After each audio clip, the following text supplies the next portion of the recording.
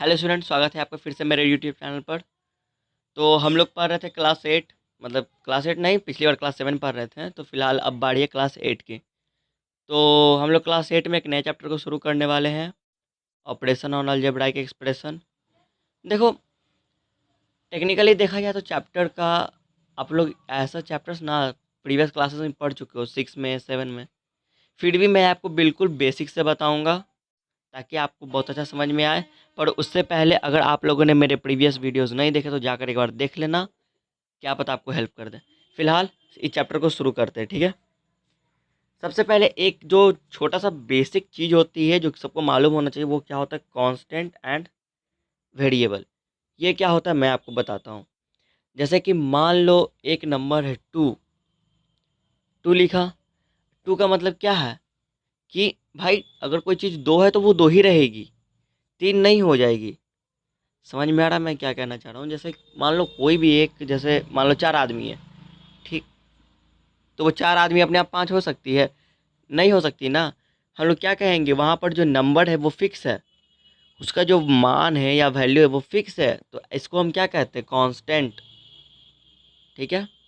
Next है हमारा variable. देखो वेरिएबल समझने की कोशिश करो। जैसे यहाँ पर मैंने लिख दिया एक्स, क्या ये कोई नंबर है? क्या आप इसको देख के बता सकते हो कि इसका वैल्यू कितना होगा? ऑब्वियसली नहीं बता पाओगे, क्योंकि इसका वैल्यू 2 भी हो सकता है, 200 भी हो सकता है, या क्या पता 0 भी हो सकता है, कुछ भी हो सकता है, हु नोस।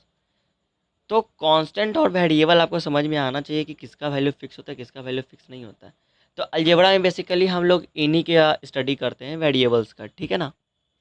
चलिए, तो देखो, जब बहुत सारे टर्म्स को हम लोग मिला देते हैं, बहुत सारे वेरिएबल्स को मिला देते हैं आपस में, तो उसको कहते हैं हम लोग अलजेब्राइक एक्सप्रेशन। देख रहे हो ना, contain some constant more variables, one से ज़्यादा। मतलब ये कह रहा है कि या तो वेरिएबल एक भी हो सकता है या वेरिएबल एक से ज़्यादा भी हो सकता है, ठीक। तो इसको हम लोग एक साथ जब लिखेंगे तो क्या कहेंगे, अलजेब्राइक एक्सप्रेशन। जैसे यहाँ पर देखो, यहाँ पर एक वेरिएबल, दो वेरिएबल, और ये क्या है, कांस्टेंट। कोई तकलीफ नहीं होगी, अरे है कि नहीं। चलो ठीक। यहाँ पर मोर देन वन वेरिएबल था। सेकेंड वाले एग्जांपल में देखो, सिर्फ क्या है, सिर्फ एक और एक वेरिएबल है। क्या है, सिर्फ और एक ही वेरिएबल है, ठीक है ना। अब देखो ये ए माइनस बी, ए माइनस में भी दो वेरिएबल है, तो ये भी क्या है, एक एक्सप्रेशन है, ठीक ना। इसको क्या कहेंगे, अलजेब्राइक एक्सप्रेशन। अब देखो, दो चीज़ें और समझ लो, फिर हम लोग मेन चैप्टर जो है उसको स्टार्ट करेंगे, ठीक है ना। देखो, जैसे लाइक टर्म्स, जैसे मान लो किसी का जो एक्सप्रेशन है अलजेब्रा का वो है 4x, ठीक है। और मैंने मान लिया 3y। ये जो वेरिएबल है ना y, और यहाँ पर जो है x, ये दोनों क्या है, सिमिलर है या अलग अलग? आप कहोगे सर ये तो अलग अलग है, x और y। तो ये अनलाइक टर्म होगा, क्योंकि इसका जो एक्सप्रेशन है वो डिफरेंट है। समझे, इसका जो एक्सप्रेशन है वो डिफरेंट है। अब यहीं पर जब मैं बात करूं कि यहाँ पर मान लो मैंने लिख दिया 3x, और यहाँ पे लिख दिए 4x, तो इनके पास जो एक्सप्रेशन है, ये जो अलजेब्राइक टर्म्स हैं, ये क्या है, सेम है कि अलग अलग है? सेम है ना। तो इसको क्या कहेंगे हम लोग, लाइक टर्म। इसको क्या कहेंगे, लाइक टर्म। बेसिकली जो भी एडिशन और सब्ट्रैक्शन होते हैं अलजेब्रा में, वो हम लोग लाइक टर्म्स का ही करते हैं। एक एक सवाल का जवाब आप लोग कमेंट सेक्शन में देना, ठीक है। 3x² और 4x² अलग अलग टर्म्स है कि एक जैसा? इसका जवाब मुझे कमेंट सेक्शन में करना, ठीक है। नेक्स्ट, अब हम लोग आ जाते हैं हमारे मेन मुद्दे पर। जो हमारा पहला मुद्दा है वो है एडिशन। एडिशन नहीं क्या आता क्या आप लोग को? चलो, इससे पहले मैं आपको एक छोटा सा चीज़ बता देता हूँ, जिसको कहते हैं हम लोग अलजेब्राइक कोएफिशिएंट।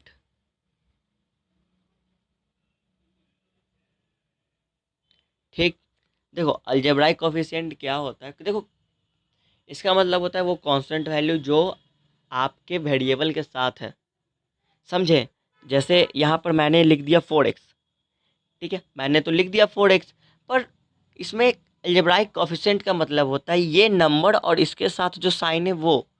जैसे 4x का पूछा तो आप तो कह दोगे 4, ठीक है, लेकिन जब मैं ये पूछूंगा कि -3x का क्या होगा तो आप कहोगे -3, ठीक है ना।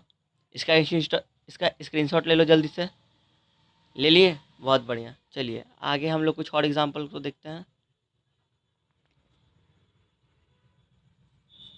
हम्म, अब मैंने यहाँ पे पूछा -3x² का कोफिशिएंट कितना होगा, तो हमें ये तो वेरिएबल टर्म इसको नहीं देखना है, इसके अलावा जो भी बचा ना वो आपका क्या हो जाएगा, कोफिशिएंट, ठीक है ना।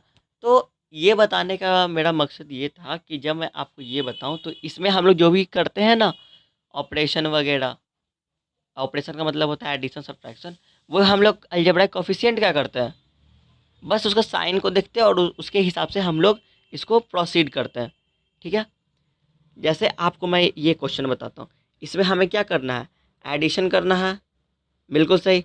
यहाँ पर क्या है माइनस, यहाँ पर क्या है प्लस, प्लस माइनस क्या होता है, माइनस बहुत बार बताया है, मतलब मैंने बताया है। तो 7 - 7 में से 5 जाएगा 2। अब सवाल ये उठता है कि ये जो 2 है ये प्लस होगा या माइनस, तो 7 बड़ा या 5 बड़ा, आप कहोगे 7 बड़ा है, तो मैं क्या कहूँगा कि 7 क्या है बताओ, माइनस, तो यहाँ पर भी क्या दे दोगे, माइनस। अब यहाँ पर सवाल होता है -2n, इसके साथ जो लास्ट वाला है ना इसको लिख दो -2n। अब बाद में क्या आ जाएगा +n, इसके आगे माइनस, इसके आगे प्लस, तो प्लस माइनस माइनस घटाएंगे तो देखो, जब भी कोई सिर्फ वेरिएबल रहे, कहीं पर सिर्फ वेरिएबल रहे तो मान लेना कि यहाँ पर क्या हो जाएगा 1, ठीक है। तो 2 में से 1 जाएगा 1, और n का n, प्लस बड़ा या मतलब 2 बड़ा या 1 बड़ा, आपको अगर 2 क्या है माइनस, तो यहाँ पर रिजल्ट क्या आएगा -1n। अब आपके ऊपर ही वहाँ यहाँ पे 1 लिखो या ना लिखो, वो आपके ऊपर है। यहाँ पर भी कुछ नहीं है तो यहाँ पर भी क्या है 1, ठीक है। अब इन दोनों को देखो, प्लस है तो क्या कर देंगे, ऐड कर देंगे, 7 और 1 8, 8mn। देखो ना यहाँ पे कॉफिशिएंट, देखो यहाँ पे मैंने वेरिएबल को सेम रखा है, ठीक ना। अगर आपको वेरिएबल सेम नहीं दिया हुआ तो आप उनको पहले एक जगह अरेंज करना, फिर प्रॉब्लम को सॉल्व करना, ठीक है। अब देखो यहाँ पे माइनस है तो 8 में से 5 जाएगा 3mn, ये तो सिंपल एडिशन ही है 5m²। इस तरीके से हम लोग एडिशन करते हैं। कुछ और प्रॉब्लम्स करते हैं पहले, ये देखिए प्लस माइनस, ये तो सिंपल माइनस है, मैं इसमें क्या बताऊँ। देखो जब भी एक ही तरीके का एक्सप्रेशन रहे, बस अगर साइन उल्टा रहे, जैसे यहाँ पर देखो, यहाँ पर ही 4y है, यहाँ पर ही 4y है, पर यहाँ पर साइन क्या है माइनस, यहाँ पर साइन क्या है, तो ये आपस में कट के क्या हो जाएंगे 0, ठीक है। हाँ ठीक है, बहुत बढ़िया, समझ में आ गया होगा। ये प्लस प्लस प्लस 358x, और यहाँ पे कुछ नहीं है तो सिंपल उतार देना बॉटम।